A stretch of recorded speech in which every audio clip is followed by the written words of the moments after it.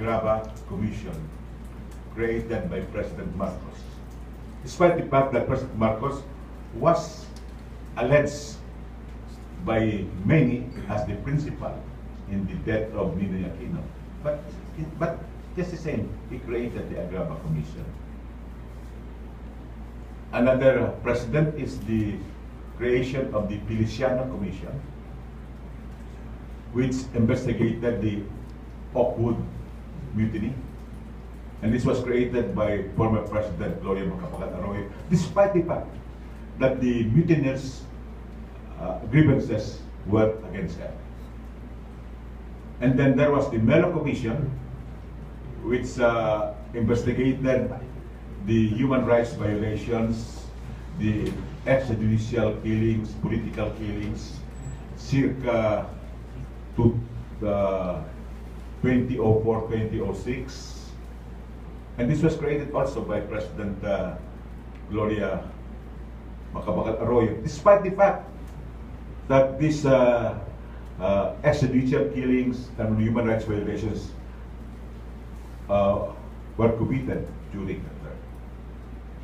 So, some would say that the testimony of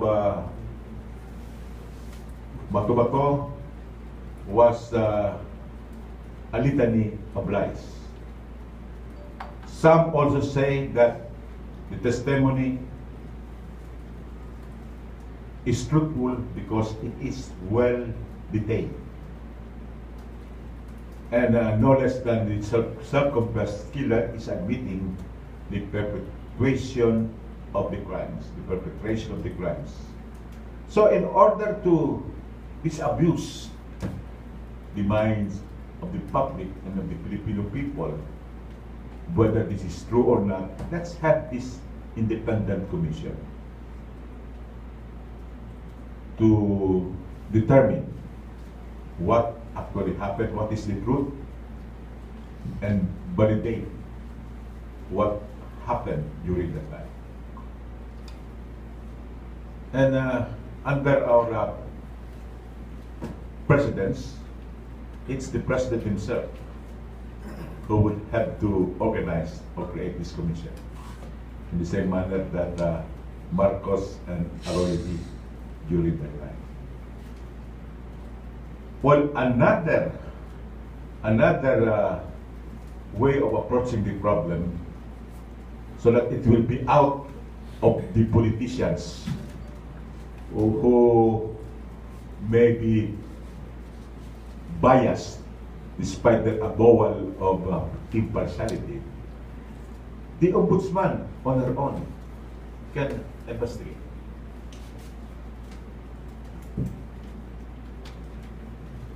So these are the courses of actions which should be taken to address this disclosure of thousands who were killed allegedly by the Davao Death Squad. Sir, will you be making a formal request to the President for the fact-finding? I don't think that would be necessary. That has been covered by media previously, and I'm reiterating my call. So media could carry this again. Or the ombudsman herself could also do it. I think it's within her jurisdiction and competence to investigate.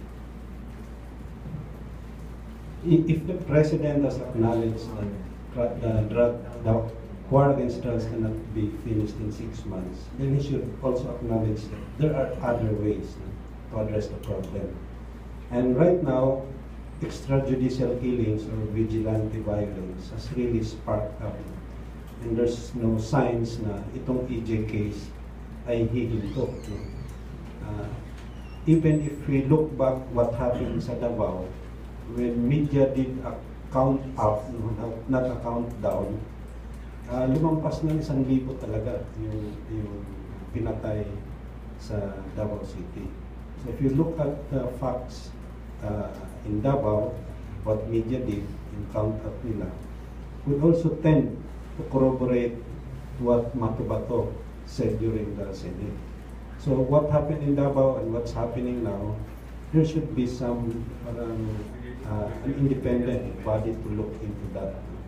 Because of course, President Duterte was then the mayor of Davao, now is the president. He's singing the same tune, I mean the policy on how to fight drugs. And of course, cannot be denied that sinasabi talaga ni Presidente na I will kill you, literally, dun sa mga supposedly mga drug personalities. So now, with the spike in vigilante violence, the riding in tandem, the papatayin ka na lang, nasa loob ka ng natutulog, no? Naka-standby ka lang sa kanto, biglang dinadaan pa rin. That is happening now. And the police should not just say na ito ay cases under investigation. They don't like the word EJK. Ang term lang ng police is DUI or cases under investigation. But again, we're reiterating that unless that there's an independent body to look into this, kasi masyado ng partisan eh. Line sa Pindron, tapos sinasabi na kumbaga there's no one looking at it objectively. So what we need is a third body, an independent body, to look into vigilante violence, from the Davao Death Squad to what is happening now. Kasi hindi pwedeng time-bound lang itong nangyayari. We cannot say that, hindi, hiwala yung Davao, hiwala din itong nangyayari ngayon. So that should be the scope ng what the independent fact-finding body should look into, the pattern, why EJK. Of course, sabi natin, when there's a rise in EJKs, it also reflects na we break down sa state institutions. There is a breakdown in the justice system. That ordinary citizens don't trust the police, don't trust our courts. Pero ang nangyari, when they take on the law to their hands, ang problema, ang medyo nakakapangamba ngayon, that they're even also trusting the police, no? Who's also part of that system to do these extra legal tactics. No? And we know for a fact na sabi natin, kailangan din tingnan ano yung accountability of the police dito sa EJKs. Sinong titingin yan? When even the President says that yan ay sagot ko at huwag kayong mabahala. So, they are also given a blanket parang immunity, no? What they could do even extra legally. So ngayon, there's this call for an independent fact-finding body should be pushed through. We're looking at also the private sector, the church, the business, to support this call. No? Kasi mahirap kung baga in this highly partisan, no? Kasi lines are drawn, mga yellow forces daw, and the other forces are destabilizing government. So both sides are accusing, no, na may destabilization. So ang bottom line, we go back to this culture of violence, vigilante violence. Why is it happening now? So I think that's a good start, no, para ma-break itong impasse. And parang kanya-kanya na lang ng batuhan ng sisi.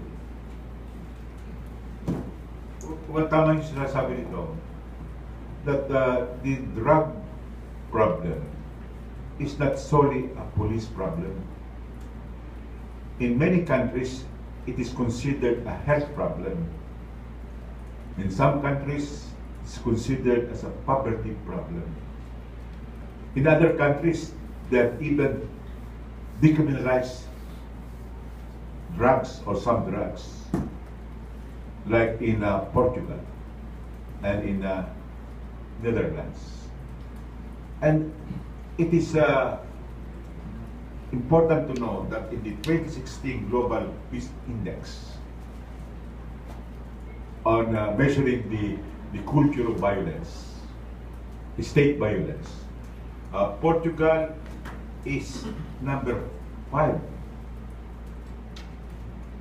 in the honor list, and Netherlands is number 21, while the Philippines 139. is 139. Next time we will discuss with you this 2016 Global Peace Index. Hey Gary, is going to give us a press report on what happened on that drug extravaganza investigation. Ikaw na eh. We were just waiting for you. Grabe ito. Anyway, good morning. Good afternoon na pala. Nagsisimula pa lang magbigay ng testimony ang unang witness, si Rodolfo Magleo Tamayo. No? Of course, ang na-observe lang ho natin doon, hindi naman ho miyembro ng committee ang nagtatanong sa witness.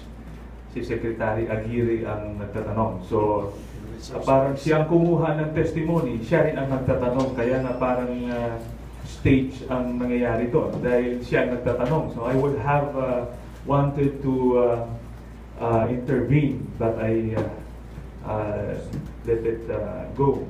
No? Pumunta pa ako dito. Ngayon po, gusto ko lang, interesado po ako dito dahil unang-una, nakulong din po ako ng 7 years. Alam ko rin po ang nangyayari sa loob ng kulungan. Pangalawa, I was also involved in the committee hearing on the Committee on Justice in the last Congress, where we conducted executive sessions dito. We also conducted hearings in Bilibid. So, kahit yung mga miyembro ngayon ng Justice Committee, alam ho nila ang kwento. Alam ho nila ang kwento dyan. At ako rin po, marami din po akong asset sa loob ng Bilibid. Ang i-recall lang ho natin muna ano nangyari nung last Congress.